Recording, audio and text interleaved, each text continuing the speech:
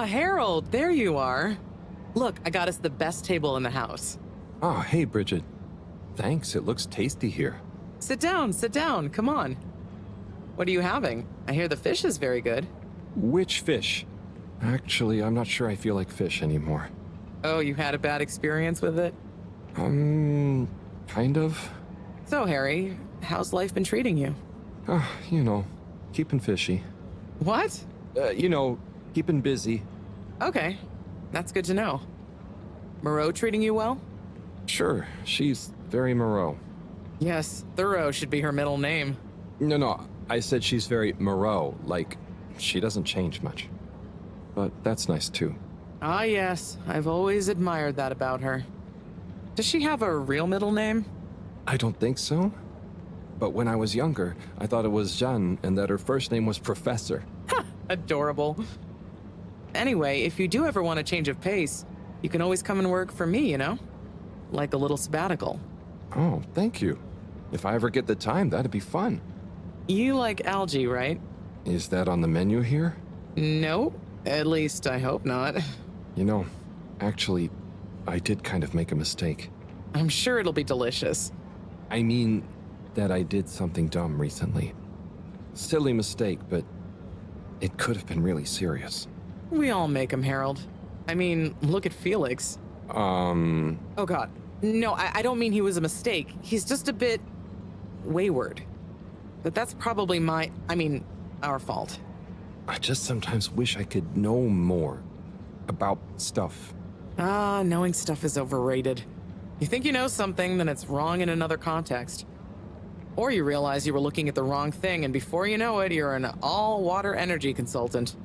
But how often do you do things that could be dangerous? I work with energy, so all the time. But there's a difference between knowing loads and being wise. So, being wise is... I think it's being kind and knowing what you don't know. And seeing deeper than just what something appears to be. Everyone can make mistakes. But not everyone can learn from them. Thank you, Bridget.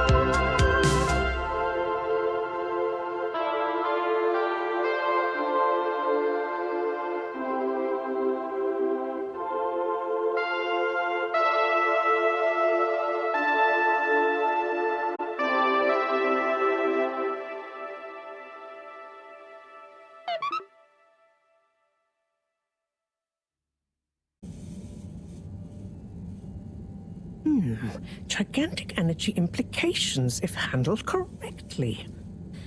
Exposed to the right level of radiation. Or heat activation potential. Professor? Yes, Harold, yes? These glowing particles I swabbed from fish's skin might not be that spectacular on their own. But they do have their own kind of beauty, you see? Please slow down. I don't see it all. You will, when you inspect them under a microscope. They seem to give off an inner light, and since I've been looking, it's not dimmed at all. So they're a light source? More than that, they might be our miracle, our only hope of relaunching on time. Whoa, so they're a power source. Quite so. Light is an energy, so I thought about testing their effect on our bacteria cultures. Watch this. Look, When the particles interact, the cultures undergo massive mitosis and give off enough radiation. Ah, it's growing. It's going to outgrow the dish. What if it never stops growing? Not to worry, it does. And you can discourage the growth, like so. Ah. Whew. Okay, that's very cool, but isn't it dangerous? Only if someone much less meticulous than I tried the same little experiment wrong. Ha! Yes, you'd be chasing down rogue bacteria for hours. So keep this to yourself for now.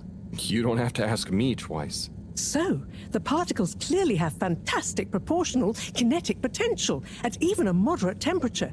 And crucially, their rate of radiation is highly regulated. Now we need to know more.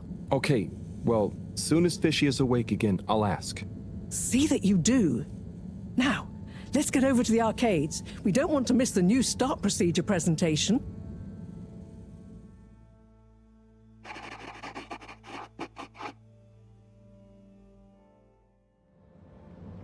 Assembled Fedorans, it is my almost incalculable pleasure to introduce these two demonstrations today.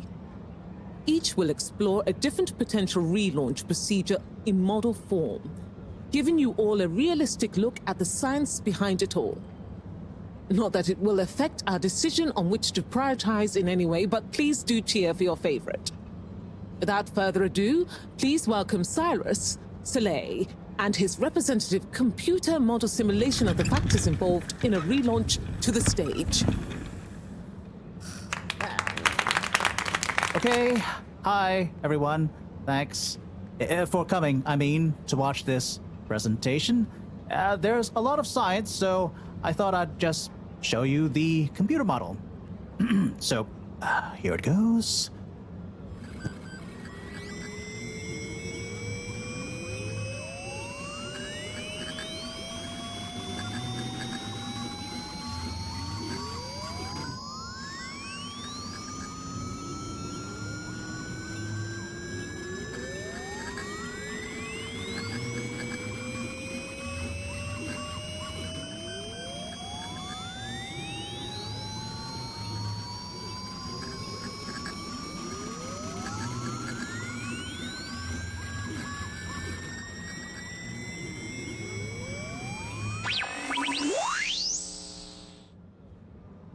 This is not supposed to.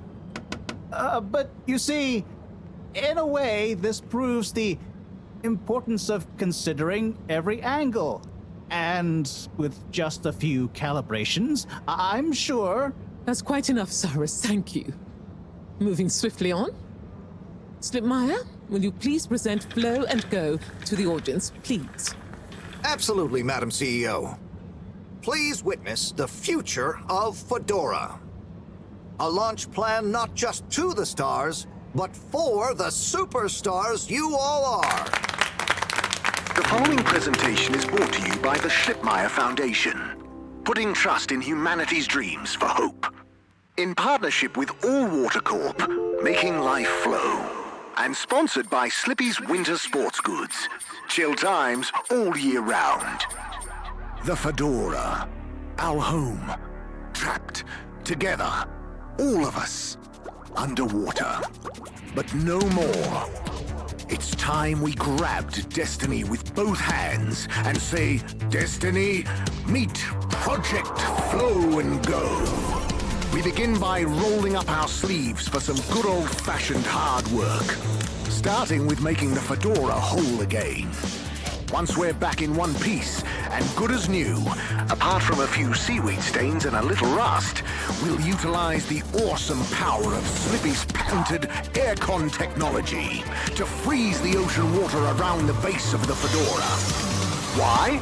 Well, did you know ice is 9% denser than water?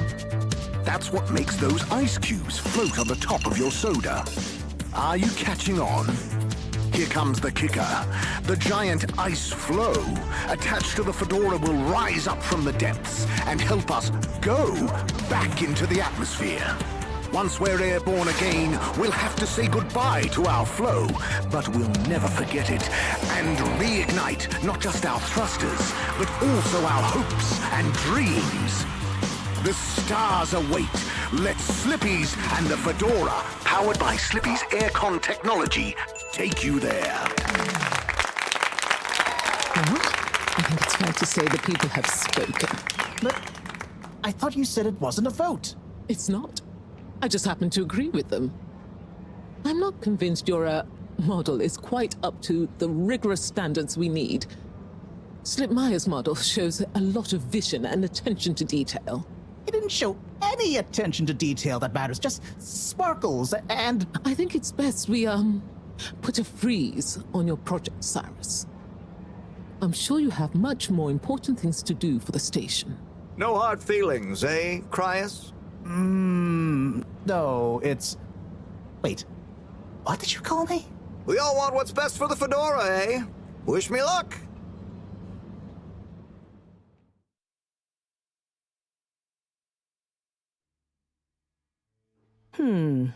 Something is afoot.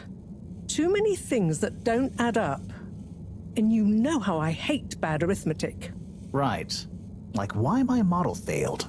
And why all water went with a patently absurd option. And why the tube fares keep going up. Yes, and why? Wait, Harold, I really don't think that part is connected. And why did they want us to keep going without letting us know about Slippy? Now that I think about it, there was something weird about his presentation. Yeah.